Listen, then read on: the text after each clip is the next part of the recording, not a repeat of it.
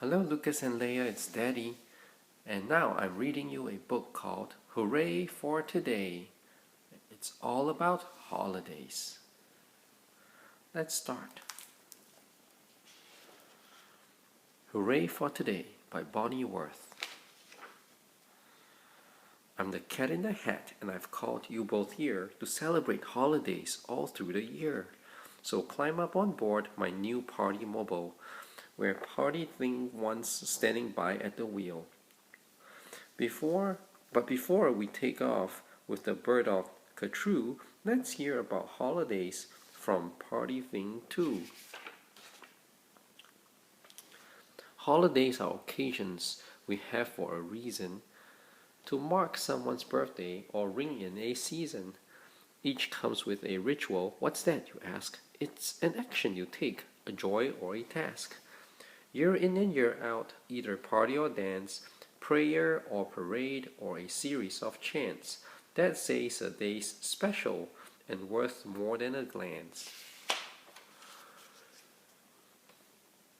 Dear Sally and Dick, I can see you're perplexed. How can we tell one day from the next? A thing called a calendar shows us the way to break up the year into month, week, and day. We live on one world, and that is a fact. But calendars differ from this land to that. Our 12-month calendar says a year's done when Earth has completed one trip around the sun. Seasons slice up our year into 4 equal parts, so let us begin just before our year starts.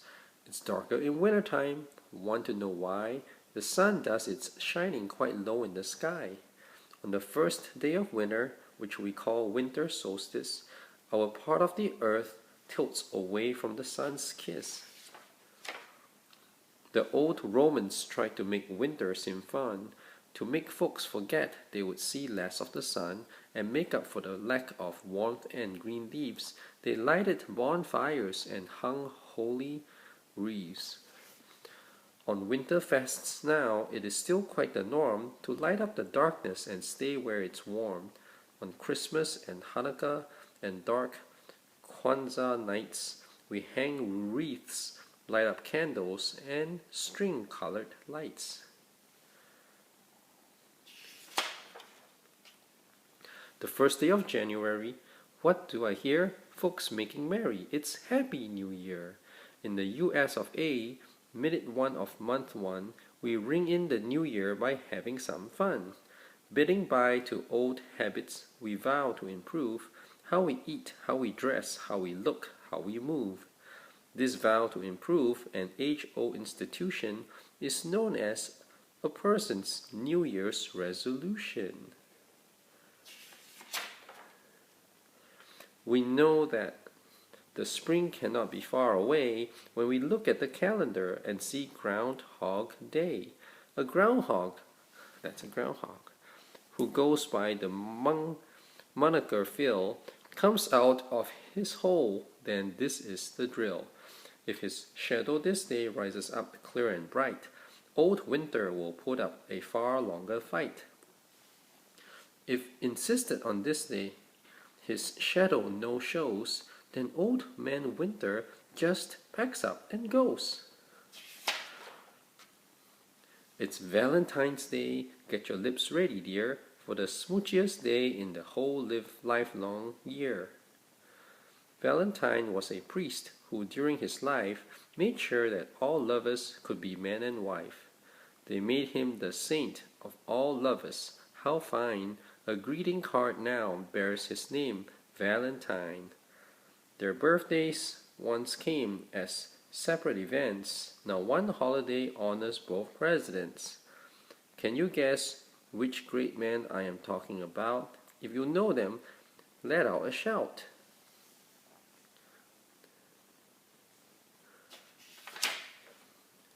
A long time ago, every Irishman knows, snakes crawled over Ireland, or so legend goes.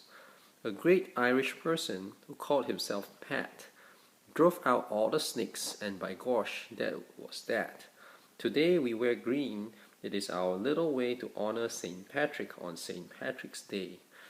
Green stands for clover, shamrocks, I've been told, and for wee leprechauns who hide pots full of gold. In March, spring begins, new life and rebirth. Farmers and earthworms start digging the earth. To welcome the light, we sing, we dance, and go on a picnic and feed all the ants. If you follow the arrow to that little box, think one will explain about spring equinox. So equinox is a word meaning equal and night. Half this day is in darkness and half is in light. I will tell you a story which you might find funny about how the Easter fast came by its bunny. In jolly old England, or so I have heard, the goddess called Easter found a dying bird. To save it, she changed it, poof, into a hare. Off the hare hopped then without a hair care. But in spite of the long bunny ears and its legs, this rabbit could still lay a birdie's white egg. To thank the great goddess for his life so new, he painted his eggs pink, yellow, and blue. And where are we now? Second Sunday in May, which is much better known as Good Old Mother's Day. The day when we honor our dear mother's worth started out as a tribute to great Mother Earth. It was sort of like Earth Day, only people would bake a loaf of fruit called a mothering cake. The very last Sunday that happens in May, we take time to honor Memorial Day. On Memorial Day, as you may well have read, we stop and honor our noble war dead. We let our flag fly, as you see, at half-mast, to honor those brave souls both present and past. The first day of summer, hooray, summer's here, with more hours of sun than the rest of the year. The days now are long, they are hot and sunny. It's the best time to visit a beehive for honey. And that is the reason the full moon in June is known by the sticky sweet name honeymoon. No crops needing planting, no frost threat to dread, makes summer the best of all times to get wed. Hooray for Flag Day. On the first day of summer, we call summer solstice. Our part of the earth tilts toward the sun's kiss. It's July the 4th. This grand day represents the signing of the Declaration of Independence. By the King of England, we declared we would be no longer ruled over. Yes, we would be free. We march in parades under bright stars and stripes. We watch fireworks of all colors and types. The Monday that's first to come up in September is the day we Americans all pause to remember hard-working workers like cobblers, technicians, carpenters, teachers, cooks, and beauticians. We pause to admire the things they have made, and Labor Day often bring on a parade. Kick off your sandals, grab your wool socks. The calendar reads autumn equinox. By September 20th, sometimes 22nd, the crops are all ripe and the growth season's through. The harvest is ready to pick and to reap. We pick some to eat, we pick some to keep. All through the ages, since those days of old, we've thrown one last party before it grows cold. We feel kind of spooky, perhaps this is why. The leaves now change colors, then dry up and die. Halloween is the party where we are all hosts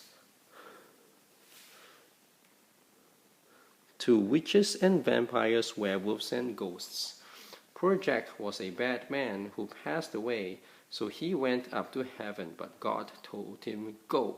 The devil did too, so he just walked the night. A turnip was all that he had for a light. To Wandering Jack of Wee Turnip Light fame, today's jack-o'-lantern just might owe its name.